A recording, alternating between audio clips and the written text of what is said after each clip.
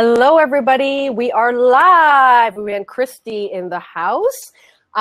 Here we are again on another week of a webinar training. And today's training is something I am so excited to, first of all, introduce you to Christie. Will happen in a few minutes. But I also, this idea of storytelling in business has been a big conversation I've been having quite a lot with the students at the Academy of Cubicle Crashers and also our community here at Screw the Cubicle. All of us here have been wanting to build businesses that feel genuine, authentic. Very likely, a lot of you that are listening here today are people that are using your life experience, right? Your own story as a way of helping other people in your business. So story is so essential for business owners like us to be using because especially if you're in the business of helping, right? Any service-based sort of business ventures or, consulting, coaching, whatever business model that you're in, this is a very powerful tool to use in your sales and marketing techniques in order to stand out, but also in order to have better conversations in your market without feeling like a sleazeball, right? We don't really want that happening anymore. So if you're joining me live today, do say hi in the chat box. We love to hear where everyone is from, say your name, where you're from, and what you're most excited to learn about using storytelling in your business. A bit of housekeeping before we officially get started. So right now we are broadcasting from the Crowdcast platform. So if you are watching from our Facebook page or our Facebook group, The Unconventionalists, or our YouTube channel, we've got all these different platforms that you might be watching from. You might be seeing me streamed live there. But the real conversation is happening on this side in Crowdcast because we have questions we're going to be answering from the chat box here. So there's a link for Crowdcast to join in all those platforms. So click on that link and join us over here at Crowdcast where we're having a lot more fun on this side and making sure that Christie and I can be answering questions for you when it comes to crafting more compelling stories in your business for your sales and marketing processes. And if you're new to Crowdcast, what I would love for you to do as well is to help me share this webinar. So if you know any other business owners or people that are in the beginning part of their journey of developing a business, invite them into this webinar. We will be sending a replay out to everyone here as well. So if you press actually the invite on the top right-hand corner, there's an invite button and you can invite people to this webinar. If you can share that for us right now, that would be lovely. Hi, Jay from Melbourne, closer to my side of the world in Bali, and Brooke from Georgia, USA. Awesome. We have like people from different continents joining us, which is really, really awesome. And Sai from CreatorCast. Whoop, whoop. Underneath this video, guys, is where we want to find a bit more information about you. So we've started a poll.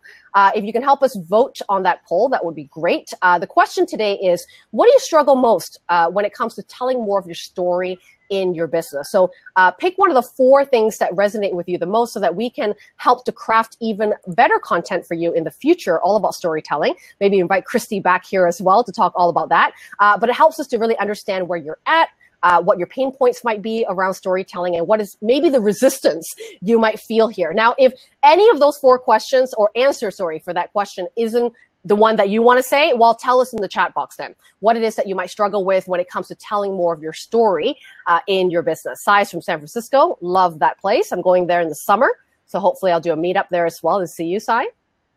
And lastly, if you want to ask a question, now, Christie and I are going to be jamming a lot in this this webinar training all about storytelling. So we will stop and pause sometimes if I see a relevant question that Christie can answer in between what we're talking about or if it's relevant. But really, we're going to be saving most of the Q&A at the end of the training. So what you can do to help us get organized so that I don't have to scroll all the way up to the chat box at the very end is click on the Ask a Question tab or button at the bottom of this video, and you can submit your question ahead of time, and we'll know who it's from. I'll timestamp it for you when we answer it, and that way you can fast forward straight to it when you watch the replay as well. But do say hello on the chat box. Tell us what you want to learn here today so that we can help you personally and make sure that you get all your burning questions answered. So Brooke had a question here. My daughter and I have a food blog. We'd like to add relevant story to each of our recipes. That's an interesting angle for sure. And Bettina, you've seen here, Bettina's my online business manager. She's also our community ambassador here at Crowdcast. So when you have a question here, Bettina will paste that to the Ask a Question tab so that she can do that for you and make sure we have your question answered at the very end, Brooke. Thank you very much. Okay, well, let's get started. We're 5 minutes after our starting time. And Christie, first of all, thank you so much for being here. You are someone that I just actually recently met as we both did a summit together, and we connected through that summit. And I love the idea of having you on, because we haven't had actually anyone on to talk about story. We have had copywriters on. We've talked about writing great sales copy, but we want to really talk about something a bit more holistic, like storytelling, and how we use that sort of secret weapon that all of us have that's very unique, right? That's sometimes the only thing that we have that is quite unique about us, because very likely a lot of the businesses that we are starting isn't the next like Steve Jobs project, right? It's not the most unique thing in the entire world. Someone else is very likely doing a business that you're doing. And I know with business owners, there's sort of a fear around, well, there's all these other people doing what I do. How do I stand out? How do I make sure that I look different and also work differently? And how are people attracted to me versus my competitor?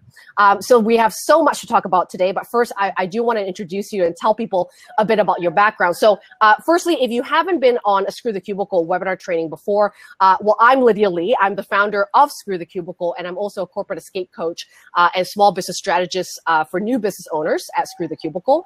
I primarily spend my time, besides being in Bali, being with all the chickens that you hear right now, I run a digital academy as a year-long school to help people develop the ideation stage of their business and launch their business within the year. I also teach a lot about how you repurpose your professional expertise into a business you can love, and really help people to develop the mindset and the skill set to be business owners and be independent. So the primary goal, of course, is to quit the job that's crushing your soul, really discover those hidden talents that exist, and make money doing something that you love and will care about, and something that is meaningful and profitable. So you're here today probably because you are a business owner or starting to be a business owner and want to be able to utilize story as a way of marketing your business. You don't want to be sleazy. You don't want any trickery marketing. You're very likely here for authentic connections to the people that you truly want to help. And storytelling is one of the best ways to do that. So I'm really excited to have Christie here because using storytelling as a powerful way to position your brand, attract your customers, build your community is really essential to a new business owner, as well as existing businesses that want to have more of an audience that is attracted to the work that they do. So Christie, who's here with me today, is a marketing and story strategist. After focusing exclusively on marketing strategy for most of her corporate career and her businesses, she realized more was needed to truly stand apart from the competition, engage with an audience, and influence buying decisions. So she had an aha moment, realizing that effective storytelling really separates superstar entrepreneurs from the rest. So Christie spent a year studying story techniques from screenwriters, authors, and business writers to develop a method that teaches all of us business owners the skills of storytelling, help us to stand apart from the competition in the only way possible, by sharing who we are based on our life story. So thank you so very much for being here, Christie. Thank you for having me. This is exciting. I've never done Crowdcast. I love getting everybody involved and the roosters involved, and it's going to be fun. It's going to be fun. Yeah. Other animals we can hopefully, usually there's dogs barking and sort of having a heyday outside. So thank God they're actually sleeping this morning, which is really great. So we have you here today to sort of like, for you to help us really look at stories differently. Right? I mean, stories are what bond humans together from the dawn of day, right? We sort of tell, we educate through story a lot of the times. We pass on knowledge and wisdom through story, even in tribal days. So we love having you here to sort of help us sort of turn our lens on how do we use story, in our businesses and in our marketing, and really develop that confidence to share, right? From that place that is personal. I know people always have lots of questions about how personal should we get, right, in our storytelling, how much of our story should we be telling in different areas of our business, and how do we sort of sprinkle that around our marketing authentically and feel good about doing it? Well, first, let's just sort of start with your story. I want people to know more about your journey as an entrepreneur as well. What has been the most difficult thing for you to date as a new entrepreneur, and what has helped you move past this? Yeah, I mean, hey, we're here to talk about story. Let's go straight to vulnerability, right? What's been most difficult for you? Exactly. So, it's very interesting. It's actually kind of ironic because my background, the very first thing that I did in my career, right after college, I moved to DC and I was in politics, and I was in a press office in the Senate, and then I was in a communications and policy office in the White House.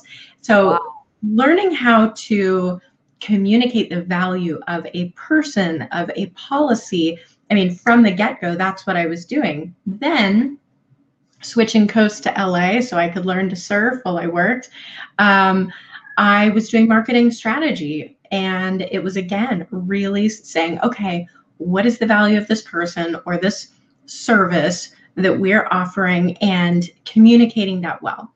So fast forward to when I start my business, I really didn't think it was going to be an issue at all in terms of communicating my value, right? That's all I had done.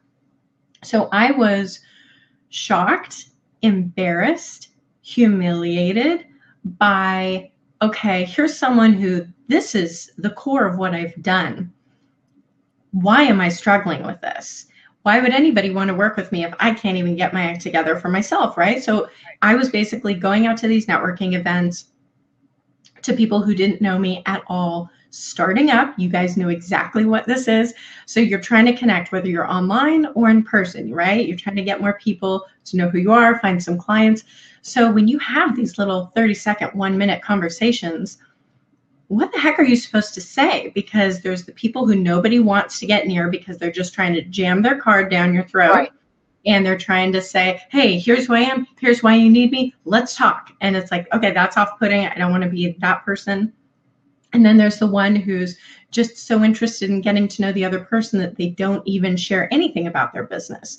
So you go through all these iterations of, okay, do I try this? Do I try that? What's my approach? What do I say when I'm just out of the chute trying to get this to work? So fast forward several months of doing this. Sometimes it works, sometimes it doesn't, but it felt like such a crapshoot. And I got so fried that I thought, you know what? Maybe I'm not cut out for this. Maybe I'm not supposed to be a business owner, because it has nothing to do with my lack of talent. I know what I'm doing. You know, not only have I done it for corporate, but I did it for free for a lot of nonprofits and businesses while I was at corporate, just because it was satisfying. So I knew what I was doing was helpful. But if I couldn't communicate it when it came to somebody paying me money for this, and it wasn't just a salary that had been pre-discussed, like a job, then I got really squeamish and second guessing. So I'm imagining that that's where a lot of you guys might be and what you might be experiencing right now. So that kind of got me to the point where I figured, if I can't figure this out, my business isn't going to get off the ground. So then, as Lydia mentioned, you know, I had this aha moment. I was really frustrated, and I was looking at people who I admired, some online, some offline, but business owners. So I'm like, man, these people are killing it, and they don't seem sleazy. I really enjoy hearing from them. You know, it's probably, look at those who you're attracted to Lydia. Like, she tells it like it is, and you're like, that's awesome. I want to do that too. So how does that work? Is it based on personality? Do I need to have this larger life personality to make that work? Is it based on background? What if I don't have anywhere super impressive that I've worked?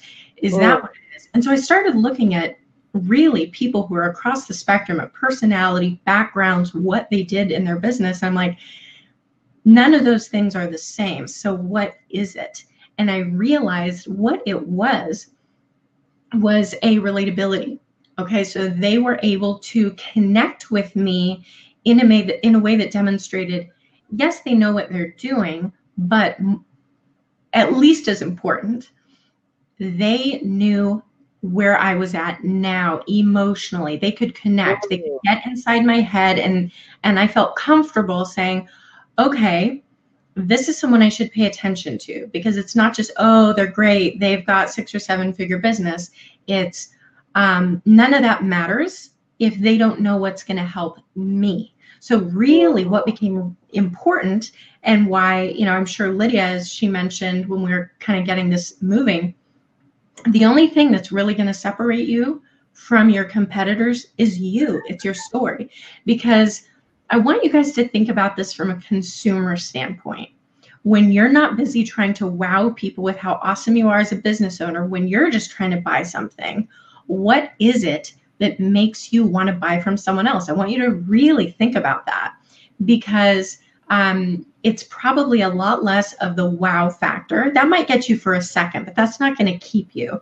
What really gets you is someone who you can say, okay, whether it's a product or service, okay, that's going to help me where I'm at right now. This person understands whatever struggle it is, or this product does, and they are meeting me here. And so, yes, you need to establish your credibility. I'm not saying that doesn't matter. You absolutely do. But if you only have that, then you have nothing separating you from your competitors. So let's take that to the service side. Now, a lot of people, I'm a marketer, right? Like my background is marketing strategy. So there's all kinds of tips and trends going around that people are going to be sharing. So a lot of people can say, okay, well, if I'm first to market and I can explain really well exactly how somebody needs to use something, that's my edge. That's not your edge. I'm sorry, but things change so rapidly. That is not going to keep people to remember, okay, because your audience is probably looking at you and your competitors, and they're like, okay, I need to grab a bit from here, a bit from here, a bit from here. So what's going to make them have that stickiness effect with you and remember, oh, that's right.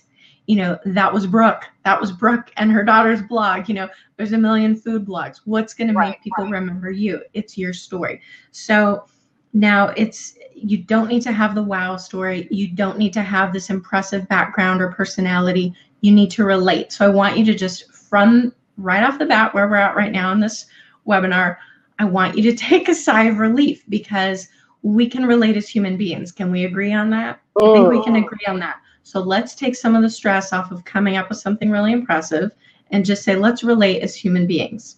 Okay, so that's probably a good starting point. I've also posted a question on the chat box, because I think that's a really great question to ask, is what factors have attracted you, right, to other people's businesses? Because in a way, that resonance is something that maybe subconsciously you didn't even realize. That's why you were drawn to this person versus someone else. Because again, there's hundreds, if not thousands and millions of other people, you know, that play in the same space, just like your business. But what have you related to the most? And sometimes that gives you a clue as well, what's important for you to showcase in your business, because that's really meaningful for you to share if you do look for it in other people's businesses as well, I think.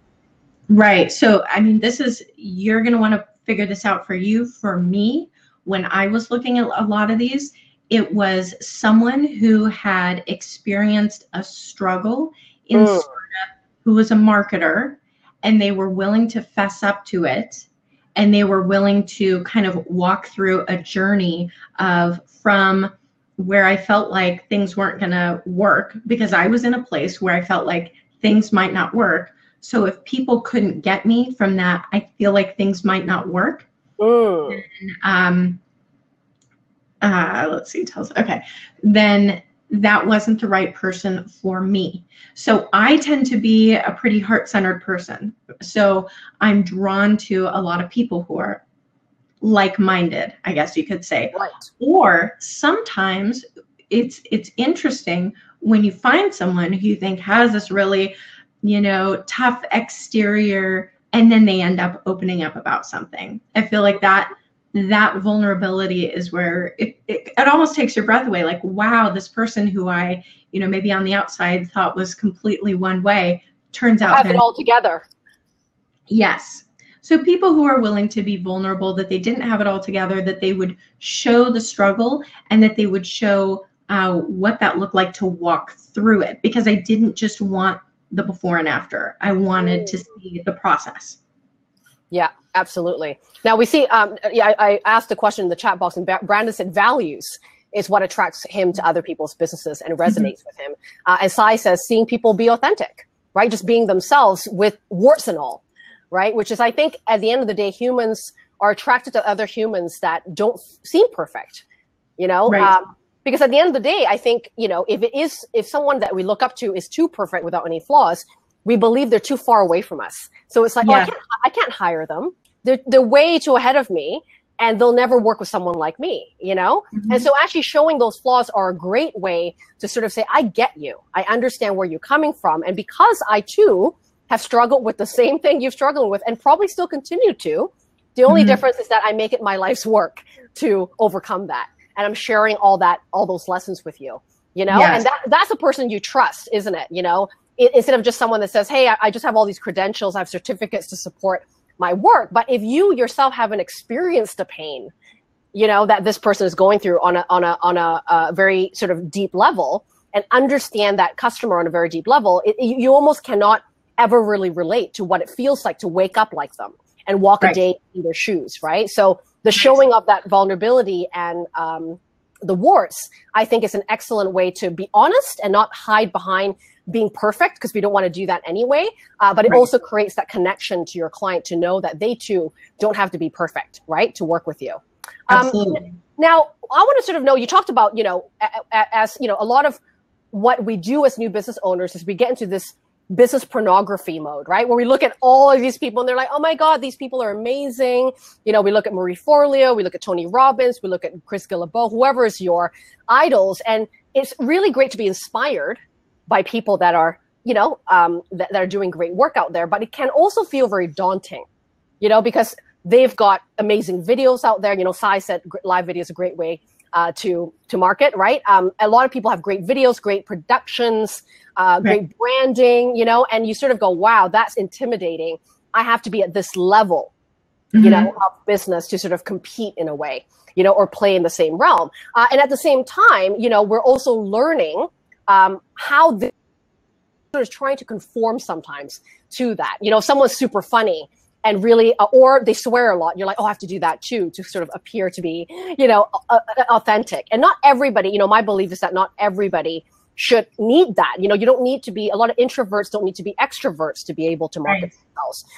Most of us may not be the sort of shouting from the rooftops kind of people to get noticed and to stand out. Sometimes some of us have a quiet power of what we sort of put out there that actually attracts an audience that appreciate that style of influence and connection. But ultimately, what is sort of like, if we were to use storytelling as a powerful tool to position ourselves and to stand out as business owners, what do you think makes a great, or what do you think makes someone a good storyteller? What are sort of the things that we have to develop in ourselves to tell better stories in our businesses? Well, let's look for a second at what we have to accomplish as business owners. What does the marketplace expect of us right now?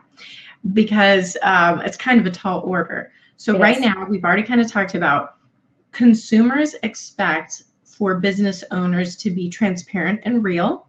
Okay, so there's that. They expect to have amazing products and services. Okay, they expect you to connect with them emotionally.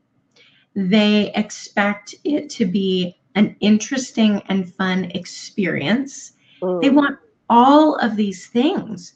And when you just initially think about it, it's kind of overwhelming. Like, how am I supposed to respond to all of these things? Especially if I don't want to be online, you know, I want to be doing my thing. So, so for people today, for what the needs are, and especially if you are busy or you just don't want to be in front of the camera 24/7, like GP or something, then story is a really great solution for you, because when you craft stories well, it can actually accomplish all of those things quickly. So I was working with a client on Monday, and I was thinking about this, and I thought, oh my gosh, I have to share this with, you know, I'm going to keep my client confidential, but I want to share because I think this will probably speak to a lot of you with where she's at, parts of it. Okay, so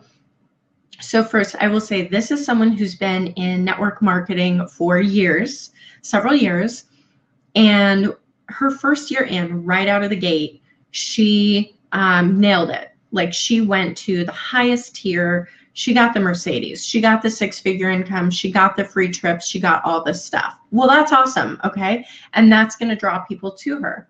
But now there's also, like what Lydia was saying, there's this disconnect where suddenly she doesn't seem so relatable to her ideal audience. And so I had a conversation with her on Monday, we were working on her story. She's like, yeah, you know, here's what I have going on right now. Here's who I want to attract. And so, you know, I started by saying what I would recommend to you guys: get inside your consumer, get into your client's head. Okay, so she wants people who are going to want to join this business and be a business builder. So I asked her, what are they feeling? What are those people who are your ideal client feeling right now? And what do they need to be feeling to say yes to working with you? So when you guys, before you ever even start crafting your story, I want you to think about, what does your ideal client need to feel to click the buy button, to click the subscribe button, whatever it is for you. I really want you to think about that. And if you don't know and you can't figure it out, I want you to get on calls, you know, go into Facebook groups, try and find these people and say, hey, this is pitch free. Just talk to me for 5 minutes. You know, I just want to get in your head. So anyway, so we talked about that, and she said, you know, the people that are perfect need to be kind of at their breaking point. They need to be people, she works with a lot of people coming out of corporate who feel, you know, kind of like maybe Lydia's group, where it's, hey, this is not working anymore. I got to figure something out, but I do not know. I don't even know how to do that. I don't know what that looks like. So that is her perfect person. And so I looked at her and I said, great, we are going to come up with your breaking point story today. And she kind of gave me this deer in the headlights look, like, crap, that's not what I had in mind. And she's tricked her a little bit there. Sorry? Oh, so tricked she, her a little bit there. Okay. So we decided she needed to share her breakthrough, or excuse me, her breaking point story. And because if that's where her audience is right now, and that's not where she is, then the only way she's going to connect is if she shares her breaking point story, which was very intimidating for her. And I could see her start to kind of like recoil a little bit. I'm like, that's okay. And her immediate response, which is not uncommon for my clients, is to say, oh, but you don't understand. My story is really, really boring. There isn't a lot that happens. So I don't know that that's the right path for us to go down. And I will say that my clients tend to fit into one of two categories. They're either that, you don't know me, my story's really boring, seriously, there's nothing interesting you're going to be able to pull out of it. Or the flip side of, I actually have had a really interesting story, but there's so many pieces, there's so much that is so jumbled, I don't think it can really make sense cohesively in a story. So it's typically one of those two. So hers was the first. She was like, my backstory is nothing. She's like, I got tired of people telling me what to do, so I changed it. I'm like, okay. So I start probing, and what I would have you guys do, we'll talk at the end a little bit. I'll give you guys some secret tips if you stay till the end. And so she had gone through an exercise, and I'm going to give you guys some pieces of at the end. And so I just started kind of digging in. And I want you guys to kind of think about your life story and just kind of dig in. And I just started pulling out more pieces. And she's like, well, you know, actually, I was in the hospital with double pneumonia not long after my son was born because I wasn't getting any sleep. And my job was stressful. And I had a lot of mommy guilt. And I'm like, ding, ding, ding. That's significant. Right. So we fast forward. And it's like, okay, come to find out, my company was interviewing for my position while I was in the hospital, even though I said I'd be back. Okay, ding, ding, ding. That's significant. And then finally it was, so then my husband, we decided he's going to find a job so that I can stay home. Took 6 or 7 months, found a really great job, commission only. He's great at that. Then 2 weeks after I come home, September 11th happens. His industry bottoms out. Those commissions dry up. I had to figure something out, tried a couple, then tried this. Well, when you, those may have happened over a period of years. But when you're sharing a story, you're condensing it down to 2 to 3 minutes if you're sharing it, or blog, or whatever your platform of choice is. So suddenly, what seemed like the tiniest little changes that took forever to happen, when you squish that down to a story, all of a sudden, it becomes really, really compelling to your audience. And when you start by thinking about, where is my audience? What story do I need to share? And I knew we were sharing her when she felt like she was just kind of at that breaking point, then those were the pieces that I knew, okay, ding, ding, ding, we're going to highlight those. So suddenly, very quickly, she has this story that connects with where her audience is now, even though that's not where she is now. So I want you guys, when you are thinking about it, even if you don't have something that's super impressive, none of those things were crazy, but they're interesting when you look at them from the perspective of where does someone need to be for this to make sense? So whatever you're selling, think about where does somebody need to be for this to make sense, and what have I experienced? And it might be a few little things. Like I know we had someone talking about her food blog. And so it might not be like, yes, you'll probably want to have your brand story, your core story somewhere. But when it comes to what you're sharing with each recipe, you can think through things like, what does this remind you of from your childhood, or an experience that you have with someone? Or what was it when maybe you had somebody sample that? I mean, so just looking at snippets of something that somebody doesn't know and that's going to pique their interest, because especially when it comes to food, a lot of that is very communal, community-based, community-oriented. You want to bring people together. So anything that you can talk about with stories with your daughter, stories with family, with friends, with growing up, or stories that maybe people who are on your blog have told you have happened to them or reminded them. Those types of things, when it comes to food and the way people relate to food, I think are really, really helpful. So I guess what I'm trying to say is you have a lot more story and gold nuggets to offer than you think. So one thing I love to tell my clients is, tell me everything that you think is nothing. Because that, when you really probe in that statement, that's where these gold nuggets really come out. Yeah, and what was sort of insignificant to you is significant to someone else, right? That's experiencing that for the first time. And I think we do forget, I think when we have gone through some of the struggles that our clients are going through right now, when we've had to experience that personally on our own, that could be years ago, you know, like, because a lot of times when we're serving a market, very likely we're serving who we were 5 years ago. Right. You know, like, you know, Screw the Cubicle was really created to help me out, really, when I was breaking out of corporate and I didn't have the resources to sort of be able to do it on my own. And that was sort of how Screw the Cubicle was developed. You know, from my own struggles of going, there wasn't anyone that sort of did this area, you know, of a stage of work that, and everybody was just talking about business and marketing. I wasn't there yet. I didn't even know what business to start. You know, there wasn't anyone that I could find to do that. And that's why Screw the Cubicle was born. Now, very likely years after that, when I started Screw the Cubicle, I mean, it could be easy to forget what it felt like to be at that stage of pain, of like complete overwhelm, lostness, identity crisis, you know, feeling like you're having a midlife crisis way too early, you know, whatever it was of the burnout, you know, or the breakdown that happened. It is hard to remember that, but that is, you're right, where your audience is at. And I think when you can, because a lot of times what we try to do to appear like an expert is we do only talk about the success stories. We talk about where we're at now, like, look at this amazing house I have now, or how much time I can spend with my kids, and I'm traveling and I'm in Bali right now, you know, and that sounds lovely to talk about, to say, here's what I've achieved. I can help you do that too. But it's so far from the reality of what your client is currently experiencing.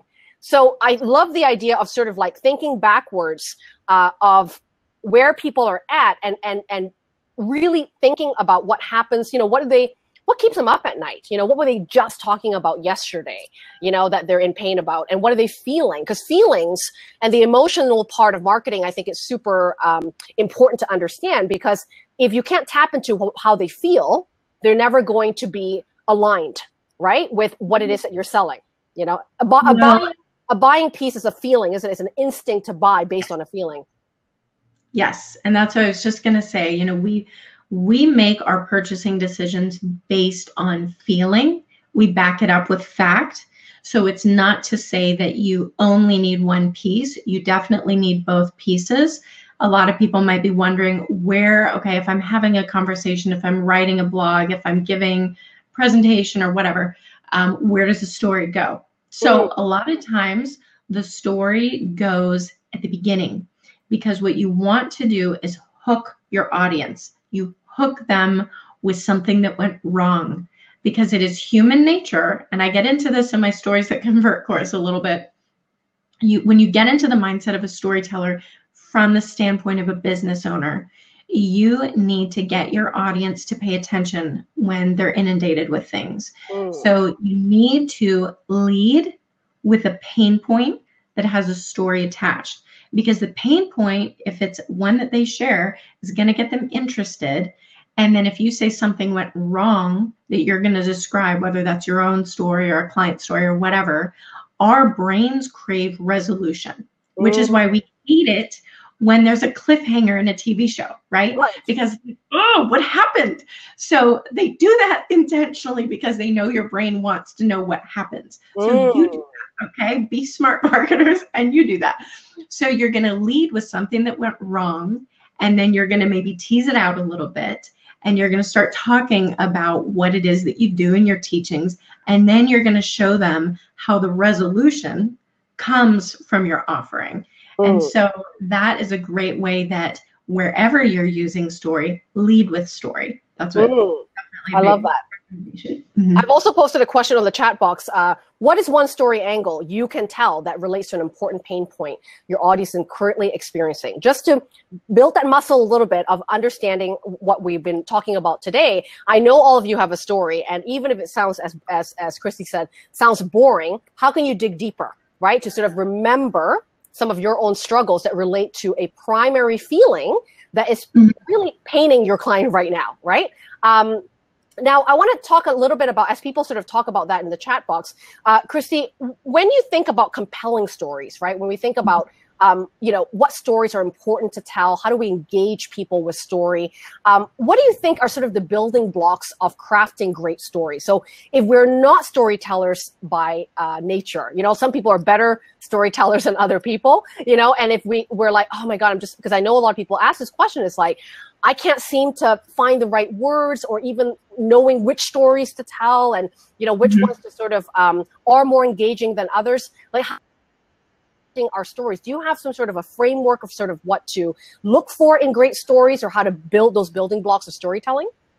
Oh, I have a whole course about it called Stories That Convert. You guys summarized approach. But I have, some things that like you can start doing immediately. One is I don't want you to write great stories to write great stories. I want you to write great stories that are going to make you money. Okay. So what I want you to do is I want you to start with the end in mind. I want you to have a very specific call to action. So you don't, what most people make the mistake of is, okay, I'm going to have this great story and I'm going to have this great teaching. And then I kind of have to tack on this sales piece at the end. And so it does feel awkward for everyone, for them, for their audience. Okay, so we're going to nip that in the bud right now. Before you ever create your teaching, here's what I'm going to say at a networking event, whatever it is, I want you to think of the end goal very specifically. What is it that you want them, that easy ask, that click this button, shake my hand, take my card, set up a call, whatever it is, know specifically what you want that person to do. So we're going to do this reverse engineered. We're going to start at the end. And then I want you, just like we talked about earlier, I want you to think about not every person is going to be your ideal client. Okay, so you don't want to waste time on the wrong people. You want to get to the right people as quickly as possible. So what does your right client, what is it that they need to be feeling and struggling with? Both. I want you to try and nail that down to just a few words. So you know what you want them to do, you know where they're at, and you know what they're feeling, okay? So then you know exactly what type of story you need to share. Now, in a general sense, it's really good to map out pivotal moments in your life. So I want you to think about when things started to change in your life. Some people might have 10, some people might have 3. It doesn't matter. As long as you can present that clearly, that is all that matters.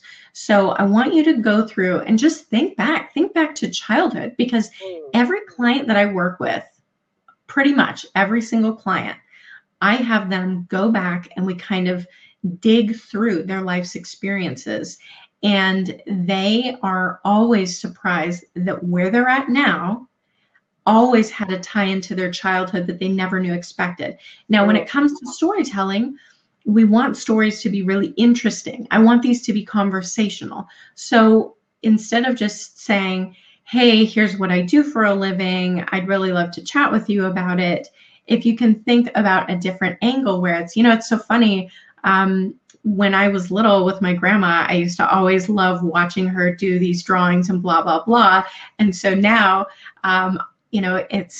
it's definitely from that influence that I ended up becoming a graphic designer or whatever it is, where it's just a little bit different angle that isn't at all salesy. It's very much just letting someone in on your life in a way that they can think about, oh, interesting. And maybe that starts a conversation. So you look at your life in terms of pivotal moments and what prompted those. And so what happened before, what happened during, what happened right after. We're so quick to go to the before and after instead of let's go to like as the wheels were turning in our mind and as we were having realizations to make life-changing decisions, what were we thinking? That's where the story is. The story isn't in the before and after. The story is in, think about when you read the news. It's like you want to know all the details that kind of led up to it and what happened during and what happened right after and what were they feeling and thinking and saying and doing. That's what people care about. So you need to share it in a way that people care about, because if you don't give people a reason to care, they're going to tune out. So you can't think about it in terms of just what's going to be most helpful for my business. You need to think about your story and what's going to be interesting for someone to hear. And the best way to do that is to think about, what do you like to hear? Yeah. So when you're on the receiving end of it, what stands out as, oh my gosh, I heard the most interesting thing the other day. And the best stories are the ones that are shareable. So not only is someone going to digest them and be interested, but they're going to be easy enough that that person can turn around and tell somebody else and your story continues on. So always think of it through the lens of what's going to be interesting for somebody else. I love that. And I think you're so right that the story can start from such a beginning part of our life, because that's when we start to shape about, our thoughts about the world, our ideas about who we are in the world. And a lot of people can resonate with that, the struggles of, even my own story of like following the trajectory of traditional, being an immigrant child coming into Canada, being given an opportunity to go to university, which not a lot of my family got to do, pressure that comes with that expectation of pleasing a Chinese tiger mom, and all the people who have had a tiger mom understands what that feels like. All that shaped the values, right, of who I was, who I was and who I am today, because people can see that change for you, that pivotal moment of realization that this thing that I picked or this thing that I went through is no longer the thing I want to do. It's no longer in alignment with who I want to become. And here's what happened for me to take that leap into a new direction or my values to shine through. Because I think someone in the chat box, I think it was Brandon, that said values, right? Being a really key thing that attracts, a like-minded tribe to you or attracts him to another business. And you don't even have to say to people what your values are. They can understand what they are through that story of that pivotal moment. So there's another, so does good storytelling start with a headline, as in journalistic writing, with the end in mind?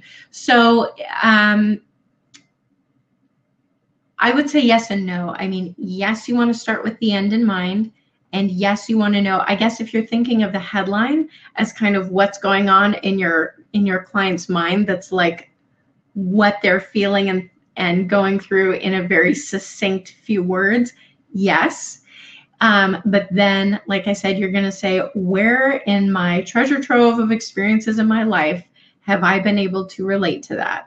And then, so that's where that's kind of the direction. Instead of just saying, oh my gosh, I have to go through my whole life. No, you need to know for this specific instance, maybe you're doing a launch or something. What are you launching? Who are those people? What do they care about? What is their struggle? Where has been your struggle? So that's going to help you kind of narrow down. And then you tell your story as a journey, because stories are journeys. Stories start with something going wrong, like just to really break it down simply. If nothing goes wrong, you have no story. A story, any story you read, there is a conflict, there is an obstacle, there's something that goes wrong. And then the hero, the character of that story, needs to decide that they're going to engage and they are going to either overcome or restore whatever was taken, whatever wrong. If they had an epiphany moment that they couldn't live like this, they're going to find some sort of restoration. So that becomes a journey.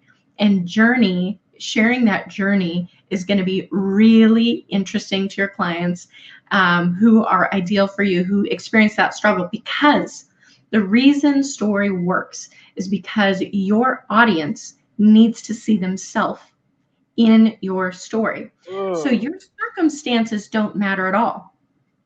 Let's say, now I've told this before where you're a corporate mom. I've told it where let's say you were an astronaut, something that probably nobody can relate to. And you want to talk to corporate moms. You have this new business and you want to relate to corporate moms. Like, okay, how does that work? So today I want to flip it. Let's say you're a corporate mom and you want to relate to astronauts and you think, how does that work? So how does that work? What do you need to do? Let's look at what I've already told you. The emotional themes. The emotional themes that are going to connect you are being away from home for long periods of time, isolation. They can relate. They can both relate, and the circumstances don't matter. There's a movie a long time ago called Rudy, about this kid who wanted to play football at Notre Dame. And he had a lot of problems going on that was not an option for him. And so you go through this really long journey where he persisted and he ended up doing it. And of course, he helped them win the championship game. So why was all of the audience in tears? Was it because they all wanted to go out for Notre Dame football? No, the circumstances did not matter in the slightest. They could relate to the struggle. So when you think about emotional themes, they're actually pretty common themes that humans can relate to, regardless of language, where they grew up. We all have these experiences with common themes. So that is really the basis for the story. And where your audience needs to do is they need to jump into the story and say, okay, she's where I was. She felt the way I do now. I'm watching this journey, seeing how she's overcome. Even if you're not at six figures, you're at least a step or two ahead of them. She has what I want. She's been able to do it. I relate to her. She can help me do this.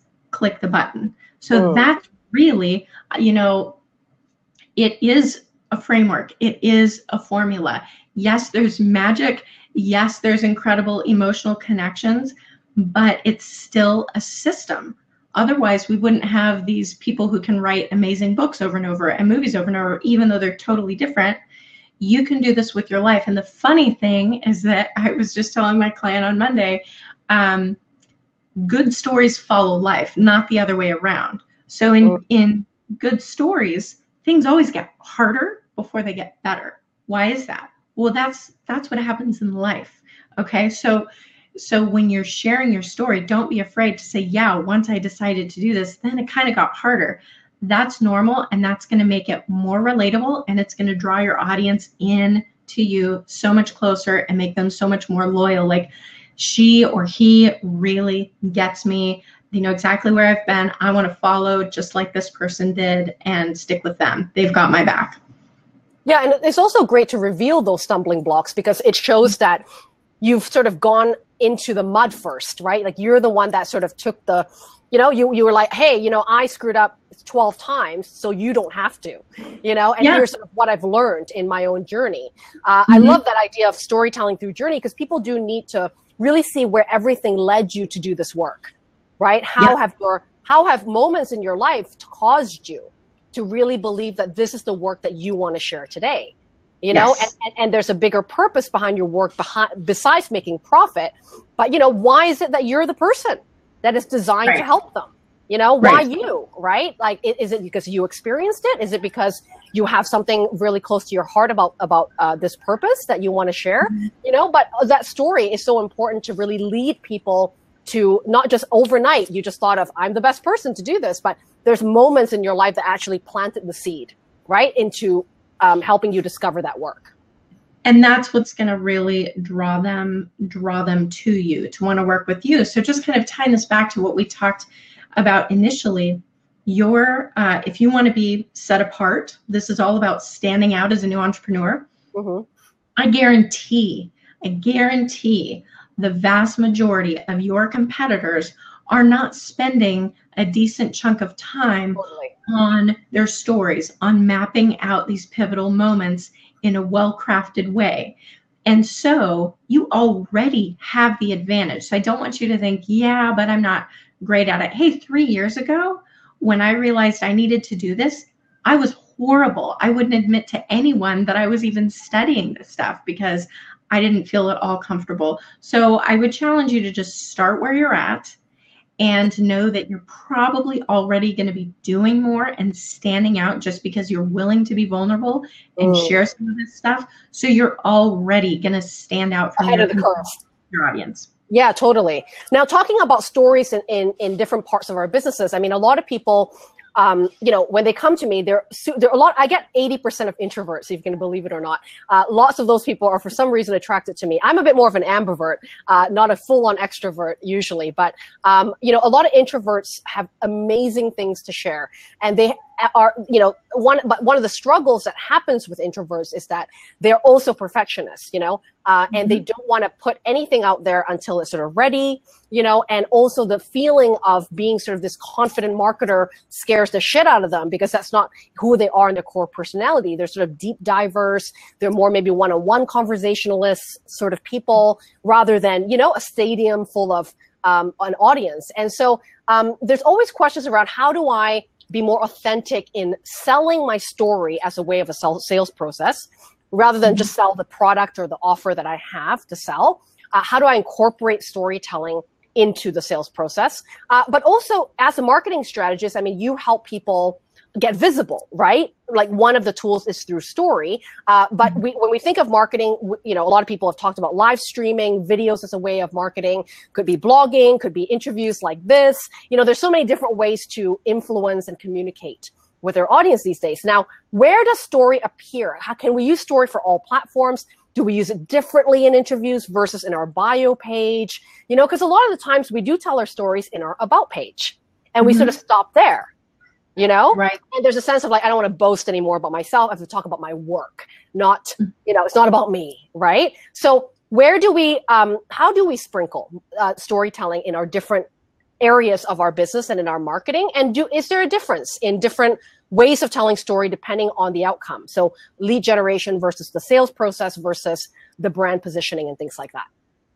Yes. I will answer yes, yes, and yes. No. Yeah. So I would say I would start with your core platform. Okay, so where do you feel most comfortable? If you are someone who's a blogger, then you need to start putting this in your blog. If you're someone who's a YouTuber, then it should go in YouTube.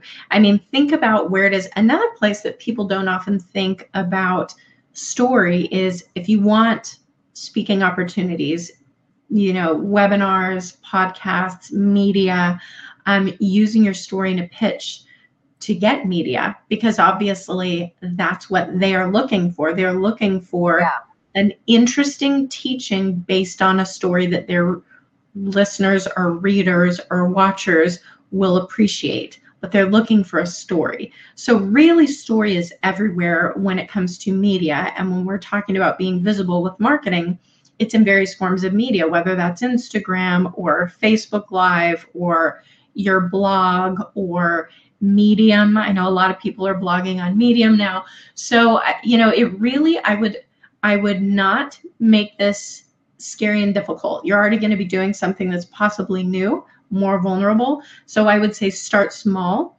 and I would say start with your core platform. And then consistency as well counts, doesn't it? Like having focusing on one platform sometimes is a great thing because it allows consistency to happen because you're comfortable with that medium of expression, right? I hate writing blogs. I'm not a blog writer at all. So if I try to do it, I'm not going to do it more often because it sort of feels more like a struggle. And you are expressing to them your personality, right? And so people tend to have a core, Marie Forleo has her videos. So people are most going to go and check out her videos, okay? So there are other people who are bloggers. Medium is starting to explode, and you can get a lot more audience than just the people on your blog. So if you're someone who likes blogging, then go check out Medium and start sharing on there. So I would say wherever you feel like you want to make your home, people always like to say, oh, I hang out online on Instagram. You can find me here. So where is your here going to be? And yes, you might end up with multiple platforms, but typically people have one that they're most comfortable with, where they consistently, like Lydia was saying, that's where they are consistently showing up, consistently giving content. So start there, make it simple. Start somewhere that you're already going a lot. Another question that she brought up is, okay, are you going to show up differently on different platforms? So yes, I mean, some of it is length of time. Some of it is purpose, right? So let's talk about Instagram, because that's a little more unique. We've kind of been talking more about what you would say or what you would blog. So Instagram's different, right? Twitter's different. Those are very short, and maybe you have different expectations. So you might not be expecting to put out one tweet or one Instagram post and book a sale, So what are the, I know we could go on for hours about this, but just in a nutshell, when you're looking at Instagram, it's a feed. I look at it as a mosaic, okay? So it's kind of like a mosaic of your life, who you are, your business life, whatever you're choosing to share. Hopefully you intertwine the two a little bit. But each of those tiles is like a tile of a mosaic. So each should share a snippet. So you don't need to put the pressure on yourself of, I got to tell my whole brand story in this post, and how do I keep replicating that over and over. So what I would recommend is getting your, big brand story of what you do now, why you do this, kind of mapping that out. And you might think, oh, this is so long. Where am I going to put this? Okay, this is like the ultimate content marketing place, because now you have a million little things that popped into your head that you happen to jot down that you can break out little snippets of. So going back to the food blogger, maybe this was something that reminds you of your grandma's recipe, and she was one of your first inspirations to cook to begin with. And so it can be one little snippet about, this reminds me of X. Now that's not your whole story, but that's one snippet in the journey. So when you're thinking about the journey, it is rich with, really, you don't need to get into it when you're first writing it, but you have hundreds of stories of your life. You've had tons of different experiences that have shaped various aspects of you. So what I would encourage you to do is brainstorm. And I know we're kind of winding down, so I'll start to share those tidbits for those of you who I told you if you stay long enough, I'll share. I want you to find someone who's objective, who you trust to dig into your life. I want you to tell them, I want you to do a little bit in advance of writing down what you think your story is. I want you to hand it to them, whether that's virtually or face-to-face. And I want you to allow them to dig deeper. And you can either record that or just take notes or whatever you want to do. But often when we shape our stories, we see our own flaws, not where we shine. Anyone can say this with their story. People can think, oh yeah, but you've done this amazing thing. And the person saying, yeah, but you don't understand. Like with me at the White House, it's like, I didn't take advantage of that as well as I could have. I really could have leveraged it into being this whole other thing, but I didn't. Or somebody else could be like, you worked at the White House. That's pretty unique. And it's like, well, that's true, but we always discount. We're always like, yeah, but you don't realize it could have been so much better. It could have been more. And so we always diminish our story. So it also helps to have someone outside so that you can shine. Yeah. And also when you've been living your own life experience, it's really hard to be an observer, right? Yes. Of what's happened, because all of it sort of feels like whatever, it just happened. But actually to someone else, that's a pretty big thing to realize, or an insight that helps them actually look at their own life and go, right, those are decisions I couldn't be making as well, right? They will have insights for you. So I would really recommend that. And in terms of the sales process, like when we are, let's say on a discovery call with a client, like when we get a call that goes, hey, I'm interested to work with you, and lots of people sort of look at that as a sales call, right? So I'm going to talk a lot about the offer. I have to talk a lot about the price. I'm going to talk about what you're going to get. Now, how do we infuse story into the sales process to make the selling of our products and offers a little bit more authentic? There's a couple things that I think are really helpful. I think one is ask good questions, because like we talked about very early on, it's about the emotion that your ideal client needs to be experiencing. So I would kind of dig a little bit to see where they are and what they're experiencing, and where they are maybe on the spectrum of people who you work with. And you might have, I would definitely recommend coming up with your brand story first, where it's kind of like what led you to do X with those pivotal moments. But then there might be that story in and of itself might prompt you to remember, because it's the way our brains work. Synapses fire and it reminds us of other things. So that might remind you of a couple other stories that you kind of keep tucked away. So when you're asking these questions, you're also trying to see, where is this person at? Which of my experiences is going to relate to this person, instead of let them lead it. So instead of feeling like, I got to have my story and it's got to work for everybody, so I hope they're ready for this. No.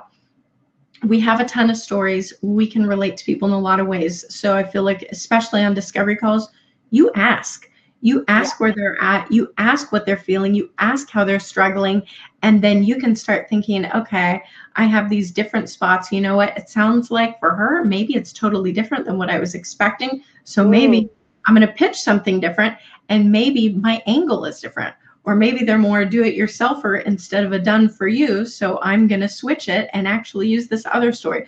So it's not always going in with one single catch-all story. It's really having a few in your back pocket. So like I said, this does take a little bit of work. And most of your competitors are not going to take the time. If you do, it's going to help you get so many more people. I mean, I was on a podcast 2 weeks ago, and walked through my story process with the person who had the podcast, and was getting comments from people about, oh my gosh, I can't believe how you revealed that. And it's interesting. Different people are going to see different parts that are going to relate to them. So that's exactly how your clients are. Very different pieces are going to relate to different people. So you want to kind of think of, what are my core pivotal moments in life? Maybe I've had 4 or 5. Okay, so I'm going to kind of map out those stories, and I'm going to choose which one makes sense for which time. And if it comes to something like Instagram, then it's probably not an entire story. It's probably a tiny little sliver of one that's more like a piece of a mosaic. I love that. And you're so right about asking better questions, because we tend to, as salespeople, just want to pitch, right? Or you think that sales is all about pitching, but actually taking a bit of a pause to sort of understand why they're coming to you, what they're experiencing, can then help you to tailor actually the messaging of your work, because there could be so many angles, right, of how you want to pitch your work. But stop guessing, right? Start asking better questions so that you can go, right, the reason why someone wants to work with me, because they no longer want to regret their life, right? And so regret is a pain point that is going to drive them to make a decision. And then you can absolutely be telling stories about your customers, your own lifestyle, or your own life decisions that you've made that's very related to that pain point, so that they understand how your product as well can help them not do that again. So that is really what makes the sales conversation a lot less salesy and a lot more meaningful, right, to the customer to say yes to your product. Lots of great, amazing things to digest here. And I'm sure, and we're going to be sharing sort of some giveaways from you as well to help people craft better stories. But for now, I want to go into Q&A because I know that we've been going at this for about almost an hour, and I could talk about another hour on this with you. But I want to make sure to answer some of the questions that we have in our Q&A section here, and then talk about how people can find you. Now, if you guys are still watching here, please submit your questions on a Ask a Question tab, and then we can make sure Christie answers that for you. Okay, Christie, Felicia has a question about how you work. So she asks, can you give a couple of examples of how you work, both in terms of the rough process from engaging your client to delivering what examples of results and types of value that they get at the end of your sort of business? Okay, so kind of like client process? Yeah, so like how do you work with clients, and how do you sort of bring them in your own journey from, you know, a before and after, I guess, too? So how I work with clients is typically I will give them a memory prompt brainstorm, and it guides them through specific things that I want them to be thinking about. And we do that a few days before we have our one-on-one session. And then in our one-on-one session, we talk about exactly what I told you guys. We talk about what is the point, what are they trying to drive, and we talk about where their customer is at. And then I take a look at their brainstorm, so a lot of pieces of their life, and I start digging. And so I am that person who digs and I probe and I help them create a story arc that's going to achieve whatever it is that they're trying to sell. So it's for a very specific offer. And then we kind of agree on which of the potential storylines they have that is going to be the most effective for them. And then we kind of fill in the details. And then I jump into a Google Doc and I draft it out and I write it for them. And I know which platform they're planning on sharing it in. And I know exactly what their call to action is. I know the feelings involved. I know the pieces that are going to help make it come alive. And so I craft it for them. And then, you know, we usually go back and forth for a day or two in Google Docs till it's totally where they're like, yep, I might as well have written it myself because that's exactly perfect. I did this a couple weeks ago with a woman who was in the middle of a launch. She's like, I wish I would have found you beforehand, but let's do it. And so she was launching a membership site. And so we came out, she's like, I want to find a more personal approach. She was one of the type of people who's like, my story is great, but it's a million pieces, so I don't know how it's going to come together. And it came together in a way that she never could have imagined. Turns out she didn't realize subconsciously as a child, she idolized Xena Warrior Princess. And she was wheelchair bound with what she was told was a lifelong debilitating illness, ended up conquering that, conquering a lot of things. Come to find out it's because she saw somebody else who did it. And she thought, oh, it would be amazing if I could do it. And then she did it. So now she wants to be that person for her audience. So now we were able to kind of create this warrior type archetype and language and craft her story in a very unique conversational way about what does Xena Warrior Princess have to do with building your business. So that's a unique conversation. So that's kind of how I work with clients one-on-one. And then the other way is through my Stories That Convert course, where I basically go through how do you get inside the head. Like I literally talk about the different parts of the brain and what lights up different parts of the brain and why and how you do that and why that's necessary for your audience. What are the different pieces that make a great story? What are the stories that your audience needs to hear? How do you make those shine? How do you get through the creation process very, very quickly? How do you test it and make sure it's effective? And then how do you take that one story and break it into all of your different platforms so that you can repurpose it? So it's whether, you know, if somebody's like, I kind of want to take this and run with it if you give me the pieces, or it's more of a done for you where they're like, I need this turned around in the next few days. I need to plug it into something very specific and I need it to stand out and be uniquely showing my life. So that's how I work with people. Excellent. And Felicia has a second question for you. Can you give a couple of examples of storytelling, in your opinion, could be done in another way? Well, Or yeah, maybe I like mean, maybe some mistakes that people make. What are common mistakes people make in storytelling, and what would be a way to improve that? yeah.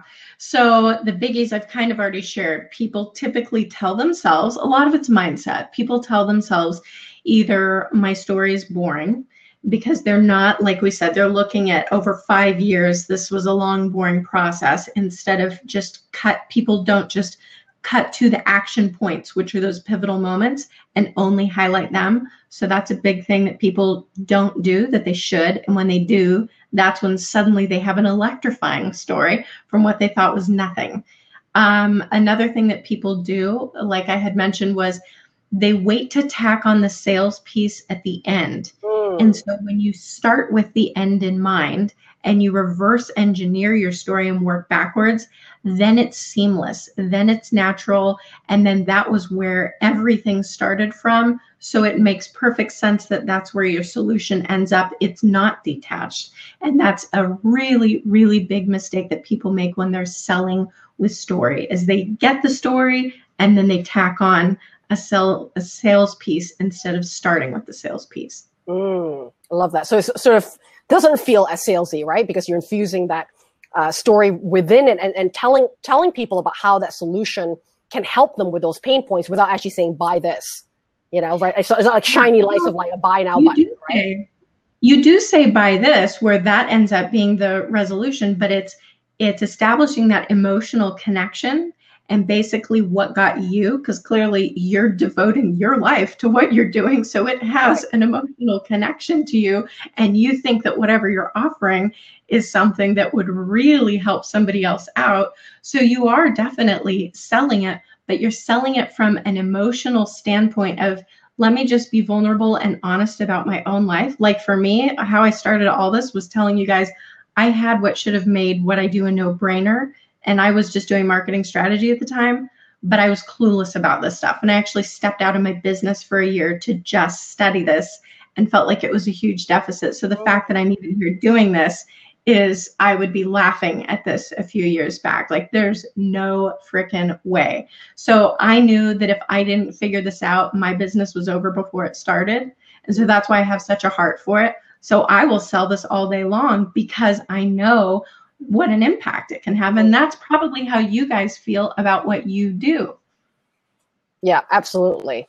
And I think, with attacking on to Felicia's question on examples, I mean, I'm not sure if you do this, Christie, but one of the things that I've started changing in terms of how I showcase testimonials. We used to showcase in sort of small snippets like, I achieved this within 30 days, or, now I can earn 6 figures in this amount of time. And it sounds like really cool to say that, but actually what I've started to do is actually do more case study examples where there's a story to be told around that testimonial, right? So when people click on that person, and yes, they have to achieve that, but people want to go, well, where did she come from? How did she enter into the realm of working with Lydia in the first place?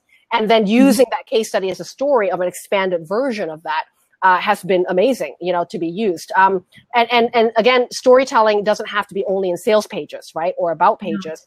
It can be used in all these other areas of your business that can enhance the credibility that's actually behind the work that you do, which is awesome. I know you sort of spoke a little bit about it in sprinkles throughout the interview we did today for Brooke, but maybe we can give Brooke just a quick little brainstorm about her question on adding story to the recipes as a food blogger. So you mentioned a lot of times about telling the story around the recipe. Now, if you looked at other social media channels and as a marketing strategist, how else could, besides the blogs for the recipes for Brooke to tell that story, what are some creative and strategic ways for Brooke to tell snippets of those stories when it comes to recipes in even other realms like Facebook pages or Instagram? Yeah, and now that they both, there's Instagram Live, there's Facebook Live, there's, and then just the regular posts. So I think one great way is to show little snippets of you making something, creating something. So it's kind of like a behind the scenes where people feel like they're getting to know more about you, who you are in the way that you work. So some of that could be showing little snippets of video, or, Instagram stories where you might have I'm a little bit of a foodie, so I love following different people. but you might show all of the different ingredients kind of laid out. You might show, your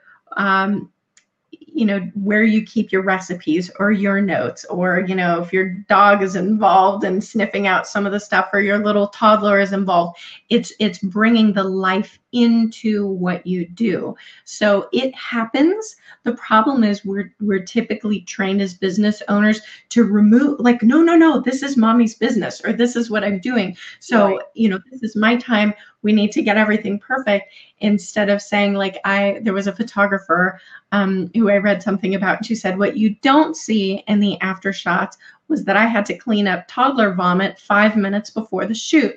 Okay, so that makes her audience laugh. It shows them she's a real person. She doesn't just have this beautifully styled photographic lifestyle. So for you, in relating to your audience, who they're like, well, I'm not a really good cook. Like, I hope she breaks this down because her stuff looks amazing and I don't even know if I could even try it. Okay. So it's showing the relatability of, maybe you said, what, I actually had to make this 3 times before I got it to look this way or taste right or whatever it is. So I think some of it is behind the scenes, some of it is flubs, some of it is going to be whatever your friends or family, or maybe you ran to the grocery store and it was closed, something that happened that's real life.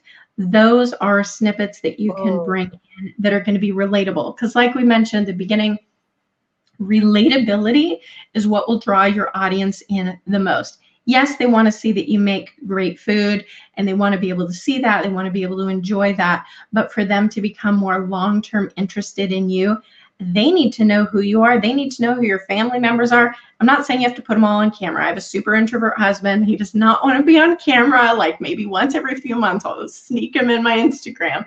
But even if you're just sharing little bits and things about them, or, like, hey, this holiday is coming up. I'm so excited to try these new recipes. When I was growing up, here was something that was a lot of fun. Or before I got married, my girlfriends and I got together one time and we did this. So it's more like slice of life. So you might not have something where you're like, I was at the breaking point, and if I didn't make this cake, my life was over, So that might not be where you're at, but you can bring your life in a way that's going to relate, because a lot of people want to make food that looks pretty for guests, that tastes good for an event, for something special. And so anything that you can bring in to be more disarming and show them that they can do this, maybe where you've struggled, maybe where things took a little extra time, maybe where you had some unwanted help from extra hands who just kind of got in the mix before you had a chance to take them out or test the batter, or, whatever it is. Share, like, Lady had mentioned, like, share some of the mess ups, share some of the things that didn't maybe work out right, so that when they're seeing that beautiful after picture, they can laugh. They can say, okay, you know what? This is a fun process. I don't need to take this so seriously. Let's just have some fun. I'm getting to know more about Brooke. I'm getting to know more about her daughter, who they are. Because if you want an amazing example, I say look at Fixer Upper, which just ended. But why were they so amazing when there's a million different remodel stories? The remodel isn't what people care about, okay? The reason people liked them was because they were great at sharing story. They showed the goats on their farm. They showed their little kids playing around. They showed little bits of bickering that they had, laughter, outtakes. They showed the real life. And they did that so well that is what made people so interested in who they are as a family, that it went beyond the show to the books, to the products, to the silos, to everything. So those are some tips of just bring in your family, your life, whatever your life looks like. Find ways to bring in little snippets to each of those pieces and be relatable. And also, Brooke, it doesn't always have to be all stories about recipes, right? Like, it can be about the common resonance of being a mom in the modern day world, dealing with a busy professional mom life and being this amazing cook in the kitchen, which isn't always what it looks like on Instagram. There's, as Christie said, there's a messiness that sometimes happen when you're like, I have 30 minutes to make dinner tonight and it ain't pretty, right? What I put on Instagram is like things I wipe down, but the kitchen is like a complete mess. But even just little snippets of, like, not even anything food related. Sometimes it's about how, raising a teenage daughter, you know, in a world that is full of expectations of little girls and women, of how they show up in the world. You know, it could be about like, how do you juggle multiple roles as a woman in society these days and be this perfect mom and also a high achiever in corporate office, right? There's so many shared values that's beyond the recipe that I think could absolutely engage that same audience to trust you as the go-to person, right? For more than just the recipes, which is excellent. Thank you for answering that. All right, quick last question before we go into the end of the training and then where people can really find you to get more help around crafting their stories. Brooke again asked, when you're crafting your breaking point story, can you go back 25 years, skip years, and fast forward to the present? Or should you concentrate more on a few years of your life instead of a long 25-year period? That's a good question. I think you can do whatever you need to do for an effective story. So if it started 25 years ago and maybe there was, you know, a seed planted in your mind or something that happened, but you didn't really know how that was going to get mapped out till years later, yeah, then you skip two. Then I think you can absolutely, I think a lot of things that happened in childhood are fascinating and do shape us.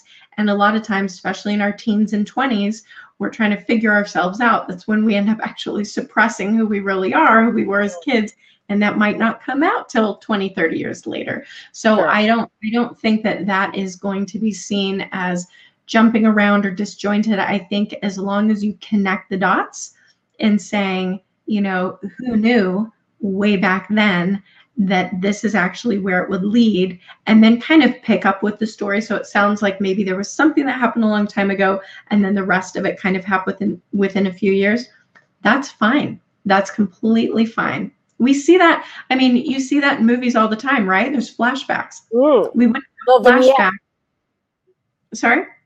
Little vignettes of history that appear in the movies. Yeah. That we say, oh, now I understand their backstory. Now what they're doing makes more sense because I had this little snippet of what happened years and years ago. So absolutely have fun with it. Pick up whatever is going to make sense for the purpose of that story. Excellent.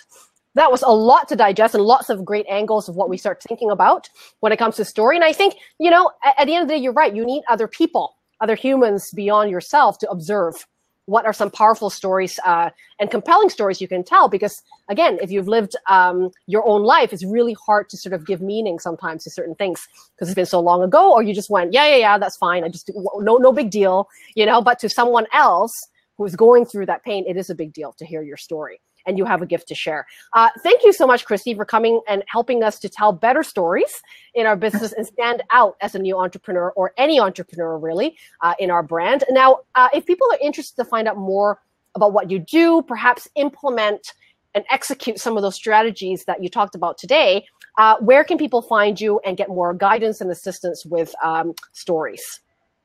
Well, Bettina has kindly put my website in, so you can go to my website. I think we also have there's a bit.ly link that we'll send out.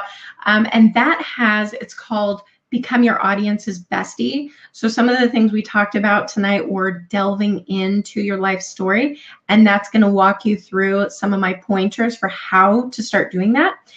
So I would really encourage you to get that freebie, start going through those so that you can start to map out some of these stories. And then when you get that, I'll send that to you electronically, and that'll come with some more tips on how you can start improving your stories now. Or if you're like, you know what, I just want to cut to the chase, then you can go straight to bit.ly/stories that convert, and you can get the course and get started on your way. But otherwise, I would definitely recommend get that freebie, get started mapping out your stories, and I would love to hear from you. So if you get that, hit reply and let me know what other questions you have or how I can be of service to you. Oh, thank you so very much for coming by and letting us see with different eyeballs our own story and how we can use that and leverage that to stand apart, right, and be different without reinventing anything, right? Reinventing the wheel about that, and actually just telling the truth and standing by our life story to lead us in the work that we want to do in the world. Thank you again for joining us, Christie, and thank you everyone for submitting your awesome questions. We will be sending this out as a replay because there's so much juicy content that Christie gave today. I'm sure you'll want to listen back to this interview and start crafting your own pivotal moments in your story and use them and sprinkle that in your marketing of how you attract your audience as well to the work that you want to do. Thanks everyone for joining me. Have a good night or morning wherever you are in the world, and I'll see you again next time. Bye.